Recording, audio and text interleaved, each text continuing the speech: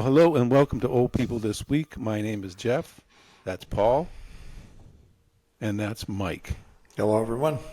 I can't go any further into our intro for this show without addressing the 800-pound gorilla that's sitting on my back, which was this New York Times video opinion in which these goofies and Gen Zers, they were slagging on us boomers.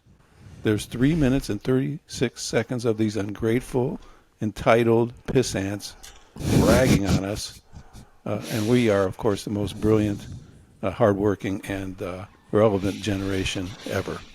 Yeah, complaining about every good thing we did for them and gave for them and set up for them that they've totally screwed up. Yeah, they start right into it, saying stuff like, we've noticed that many of you, meaning boomers, are pretty upset about the state of the nation, and we get it, we really do, but did you ever stop to ask yourselves how we got here? We live in communities that are still divided by race, in a nation burdened by debt, on a planet that keeps getting hotter. We have one simple request: how about an apology?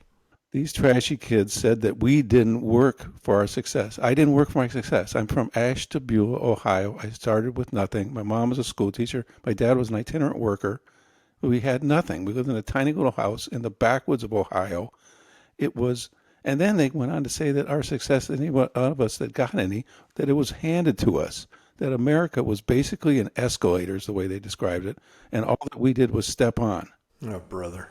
Our generation went out and protested for peace. We went out and protested for women's rights. So there you are, young girl, with holding your phone in your hand. You can thank us.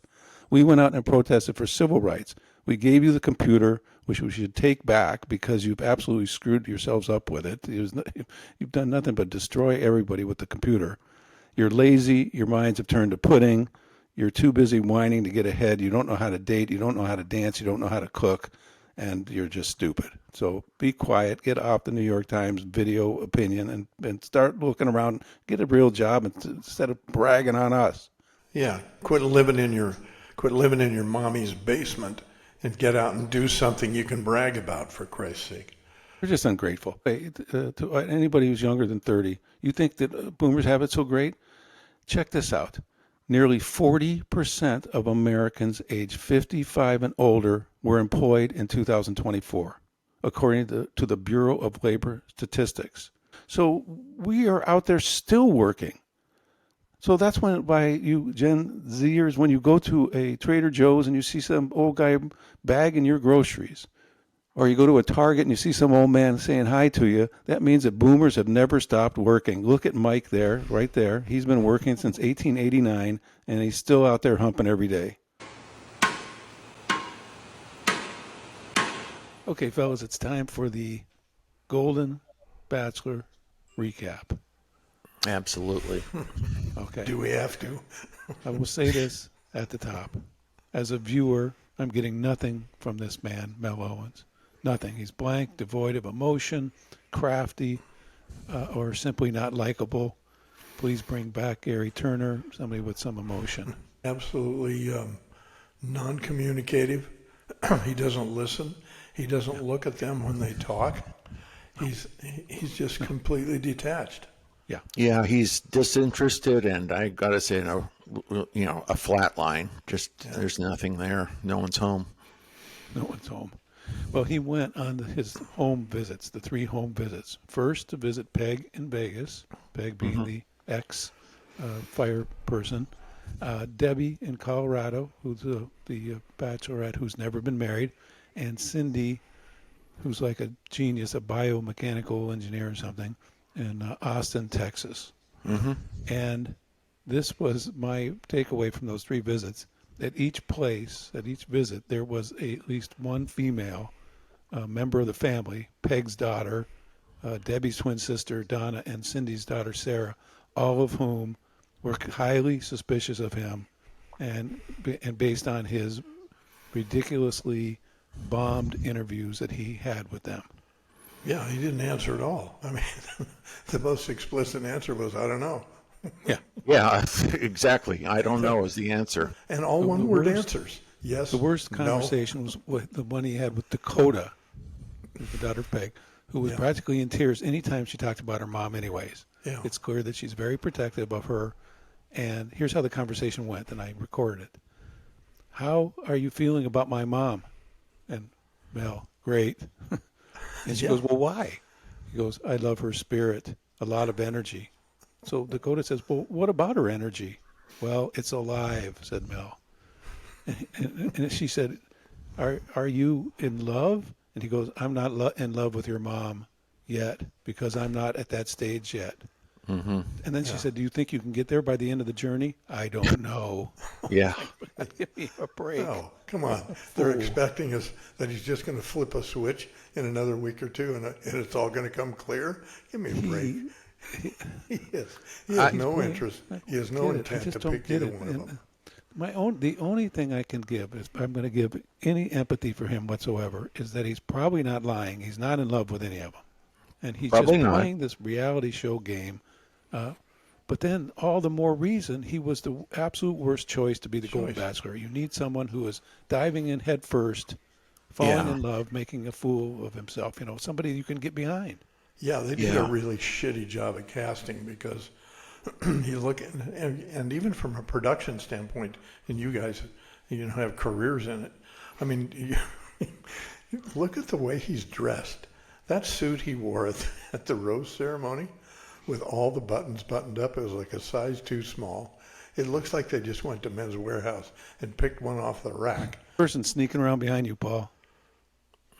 Look at. Oh, that's Louise.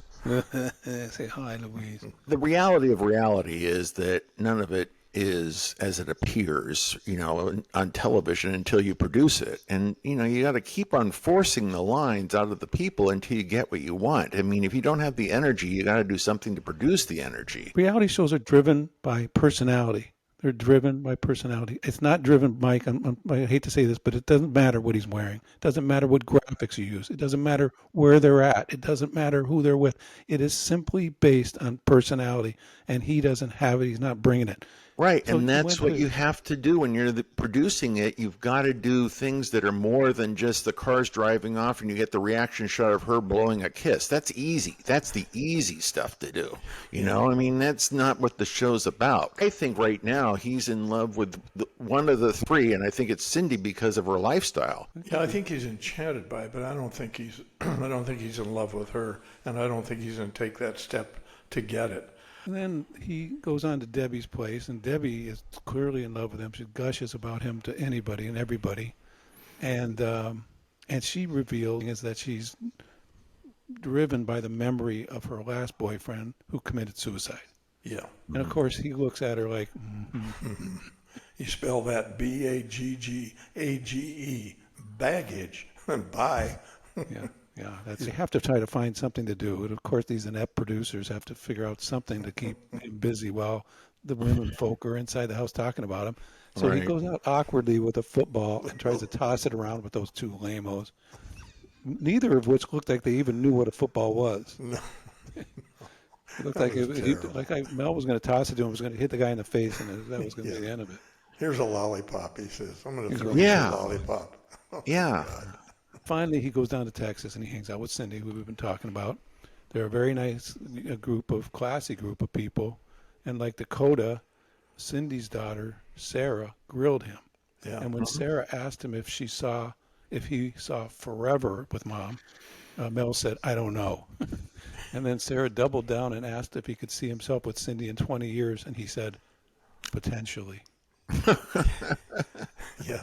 No, she was very smart because she asked the same question 4 different ways, and he failed every answer. It was Yeah. just- He isn't going to give up anything. And again, there's a certain part of me that I recognize when a guy is like feeling like he doesn't want to get trapped into anything. So, and plus he's a lawyer, so he doesn't want to give up anything. But that's the real life part of it that none of us want to see. What we want is a television show in which people are putting themselves out there. And that's what we're not getting. All right, so they're going to Antigua next week, and they're going to have the fantasy suites, and I think this is going to be a disaster because if he's like that out of the sheets, who knows? Is he going to be that much better under the sheets? I mean, he's still a fool. No, the image I have in my mind is him rolling over Cindy on the beach. No. Oh, God. So translate that to a bed in Antigua. She's That'd be going to a get medical either crushed, emergency. yeah, And he or she's going to squashes say, "No somebody. way." Yeah, yeah, you did that once. You did that once, buddy. I'm not going for it again. Don't roll on top of me. So, and then they're doing like you had said, they're having all the women come on to do another hour, I guess, of just bitching about him. And I'm telling you, these women, now that they've had time to go home and realize how phony he was and how stupid this whole thing was, they are going to rip him apart. Yeah. Did you see the highlight from I last saw the night's show? yeah, I saw the promo. Yeah. Yeah, they didn't. They look ready to tee off on him. Yeah, well, they teed off on her too. The other one, what was her name? Oh, you had to right. What's their name? The one who kissed him and the one who jumped in and the said, pool on him. Yeah, when you lose, call me. Yeah. That's it, right? Oh yeah, they're gonna get her. And she looked almost tearful, like, "Don't attack me! Don't Yeah, attack yeah. me!" All right. Anyways, let's move on.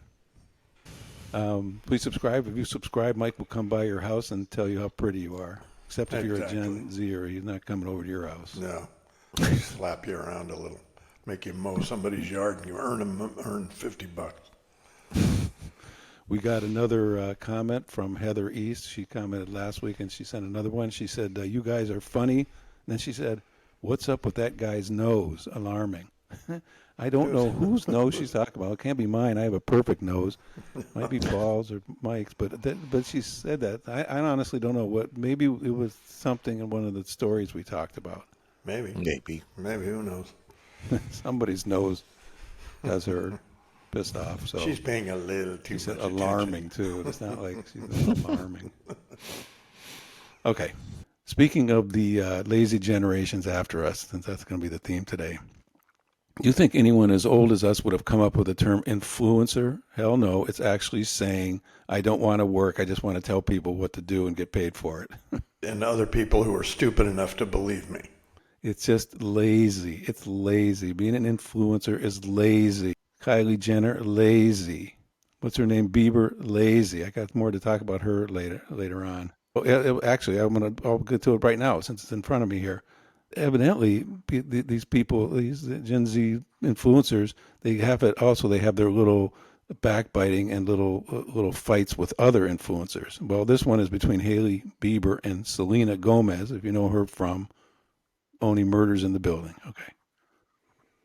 By the way, she used to date Justin. That's why Hailey has got a grudge against her.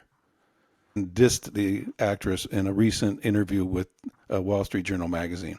Why? Because she put her cosmetics into Sephora, and where Gomez's rare beauty products are already being sold. And Hailey said, "I think there's space for everybody. I don't feel competitive with people that I'm not inspired by." Let me run from the room and lick my wounds.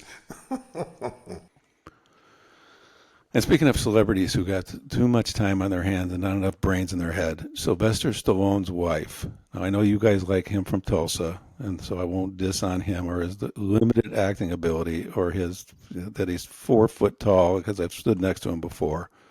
But his wife, Jennifer Flavin, comes out and says there are a few reasons children of celebrities are more likely to be identified as transgender.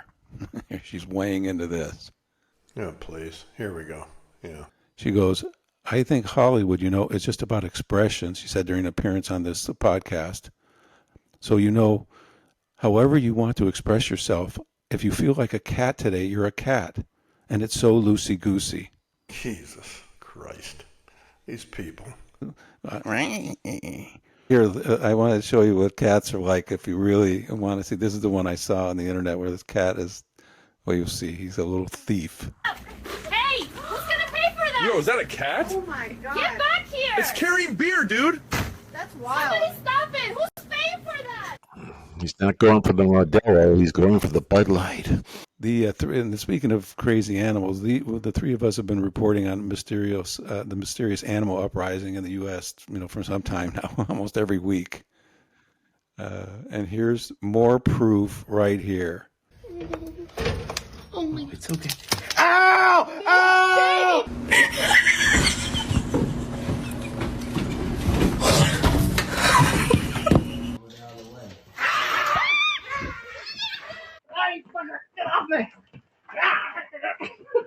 Thank you. Yeah, that really is a compilation of some aggressive squirrels there. I gotta say, I hope all those people went off to get their rabies shots afterwards. Squirrels. No, those are the same ones who were eating your avocados in your backyard in L.A. I would hide out there with a hose and wait until they came close to eating my avocados and shoot them with water because I didn't want to shoot them with anything else. I felt bad for them. Well, we used to play at that golf course, Jeff, in Century City, and the squirrels there literally would jump on your golf bag and open the zippers to get at your sandwich or whatever other food you had in the golf bag while you're playing.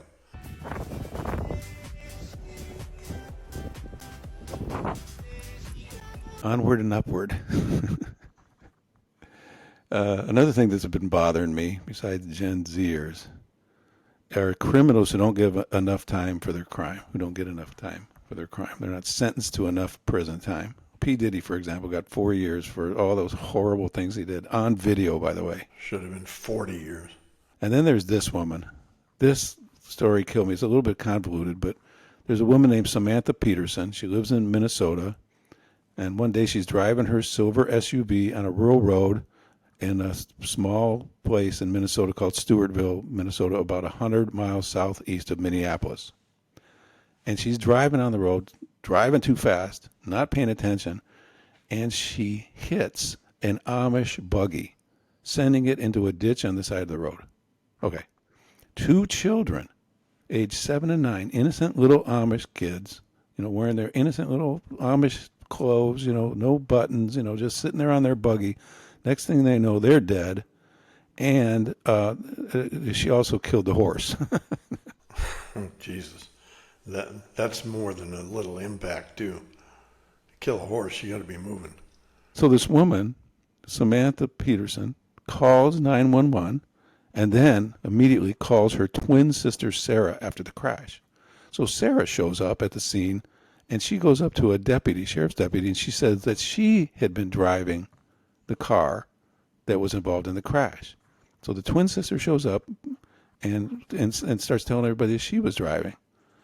So the deputy takes both sisters into the car and talks to them, and then he leaves, and he leaves behind a digital recorder, a pocket recorder. And there it taped Sarah Peterson saying to her twin sisters, I think that one of these guys, meaning the cops, is on to me, but I don't care. There's no way they'll ever know the difference between the two of us, so they can't tell. But of course this thing unravels in minutes because it turns out there's other eyewitnesses, and they said who was driving, because the one woman who was driving, Samantha, was wearing this really distinctive work outfit that showed the name of her thing on there. And then it comes unraveled as to why the sister would cover for Samantha. Do you know why? Well, they couldn't figure out who to charge if they're twins. No. That's because you guys don't read the rundown. You're too busy getting high, drinking Maker's Mark, and doing whatever the hell you do at that golf course, not working hard enough. Oh, brother. Gen Zers. I work with 2 Gen Zers. No, it's because the sister said that she was... The convoluted way, the sister said she was going to take the blame because she felt bad for the sister, Samantha, because Samantha had taken care of her kids when she was in jail. And also a little aside there is that Samantha was high on methamphetamines when you drive and once you hit the car. After all of this, by the way, she taking methamphetamines, driving too fast down the road, driving straight into an Amish buggy, killing 2 kids and a horse. Mike doesn't want to hear about any horse getting killed. He might get mad with that. What'd she get? What was the sentence? She only got 4 years for that, for killing them all. And the other one got some kind of suspension for, got some suspended sentence for lying to the cops. For killing 2 kids? It's terrible, honestly. I lived near the Amish people in Ohio. They lived there. They were called Mennonites. and they lived about 30 miles south of that little town I was talking about. So 30 miles south of Lake Erie, if you went due south, in the little out the middle of nowhere were the Mennonites. They didn't have, they rode buggies. And by the way, the reason they rode buggies is because they didn't believe in rubber, in the synthetic rubber. So there's no tires. There's wooden things. No zippers, because zippers are made out of metal. They had buttons on everything. Made their own clothes. Washed their clothes like they did in 1800s, rubbing them on a stone or something and hanging them outside. These are the most innocent people in the world. And you didn't want to go, shouldn't be screwing around with them. Leave them alone. We used to go up there and go antique shopping when I had a home in Columbus for a while. Though I did see a movie recently about, they have some kind of I'm not sure if it's just for the young male Amish boys. They're allowed to go out for a year and go nuts. This movie was about that American Amish dude, 16 years old, gets his year of going crazy, and he goes to Germany where he has relatives. Well, of course, he gets on his first airplane, he gets off, he gets lost, he loses his money.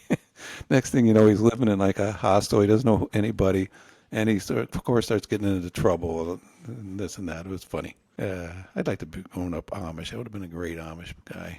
You look Amish. Speaking of criminals and speaking of P. Diddy, when he was sentenced, his family turned out en masse. Dozens of members of his family. All he has, like 16 kids, they're all there. And everybody's wailing and crying and saying he got, please don't sentence him to too much, all that. Well, of course, right after the sentencing was over, they got back to what they really do, partying.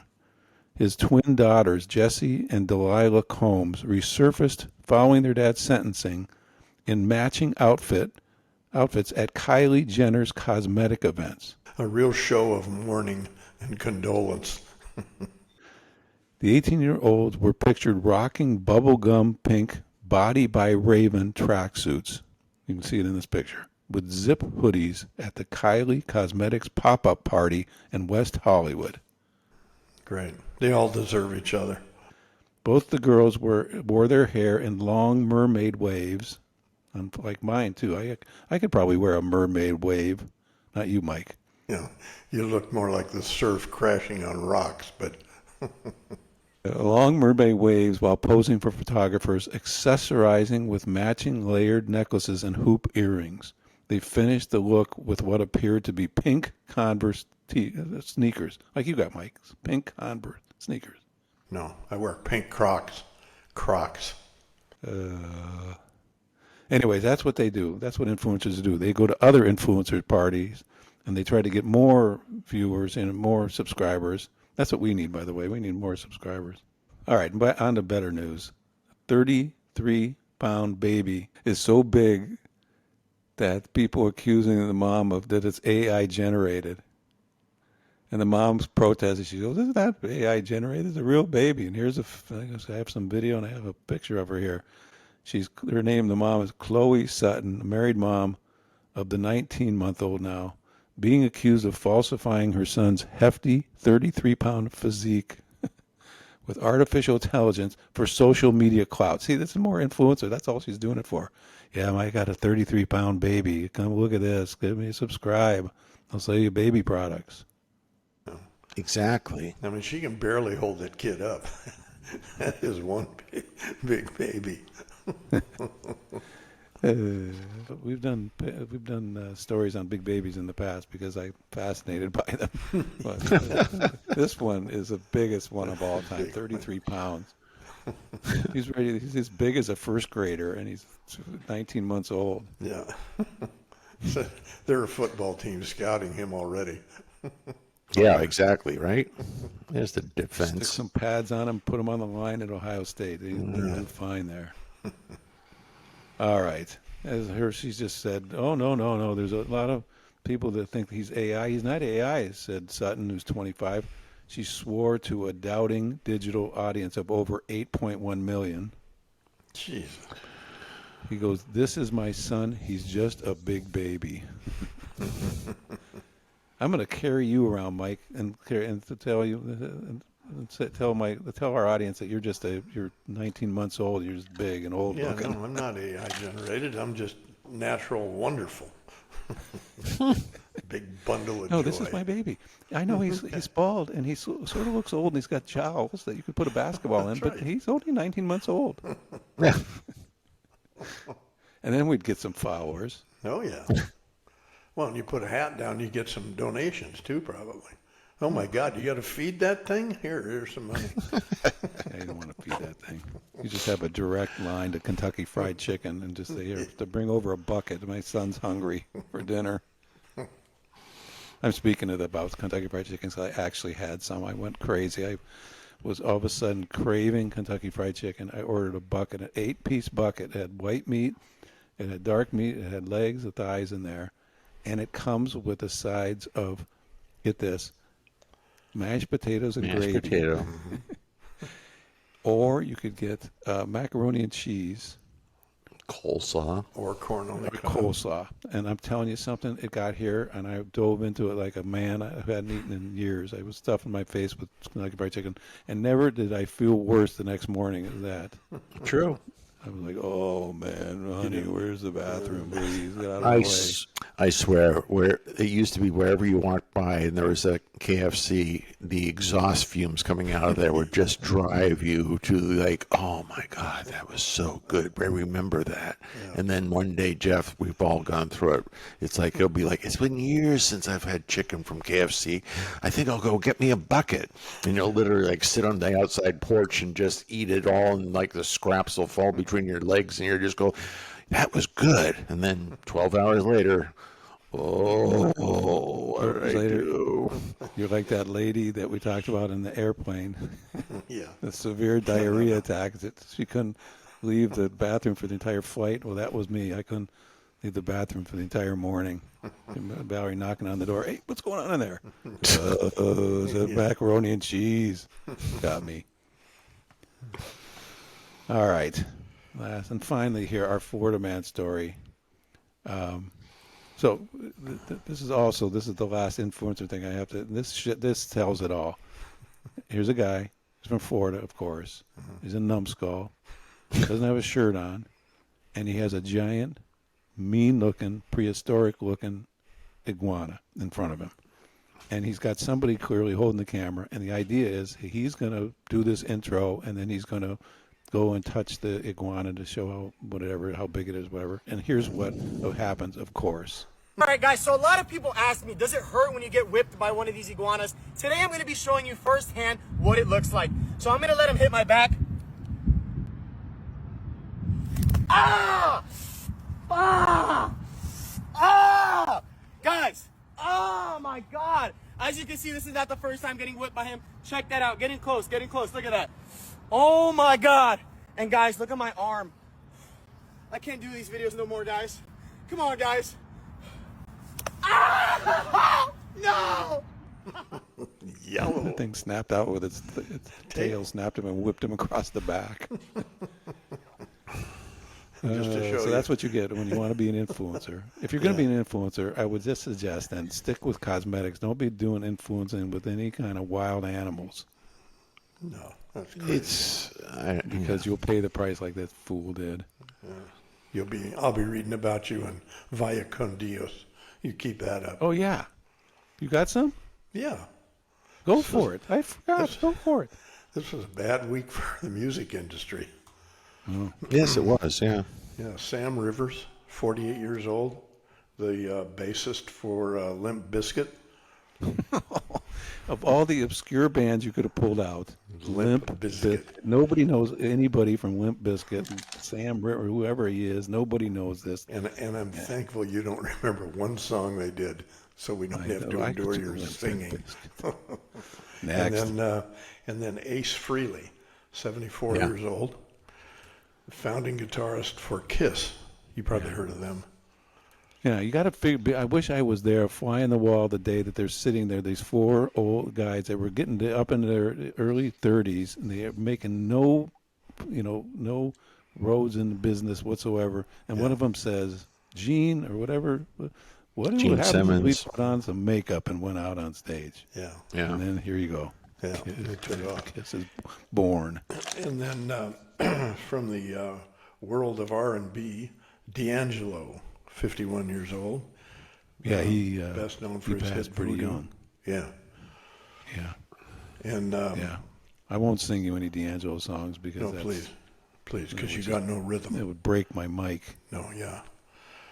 The word rhythm is in the phrase rhythm and blues. You lose. Yeah. You can't do it.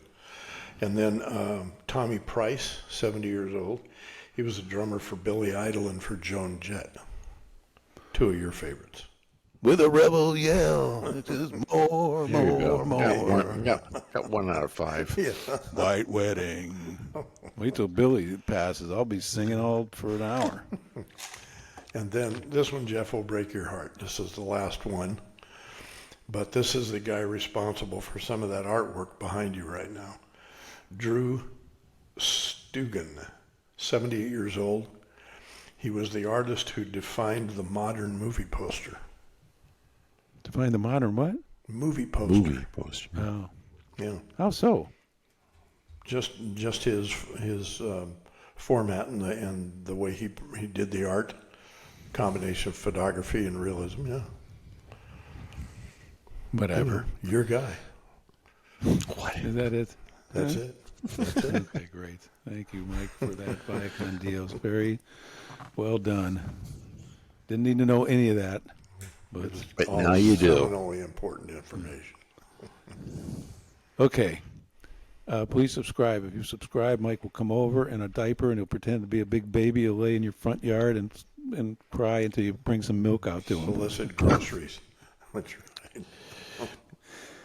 I'd pay to do that. That's what we're gonna. Mike and I, if we send out the old people this week Christmas card, it's gonna be me dressed like I always am, and then Mike in a diaper, and then Paul like his brother in a diaper too, and the guys will be sitting on my lap like two big babies. It'll be a fold-out version. Gosh. Or an inflatable card. That'll be better. All right, or send us an email, oldpeoplethisweek@gmail.com. We're getting comments all over the place. I don't know what that woman's talking about with that somebody's nose, because my nose is perfect. It is. So it must be one of their two noses. But that's the one you picked. So there you go. Yeah.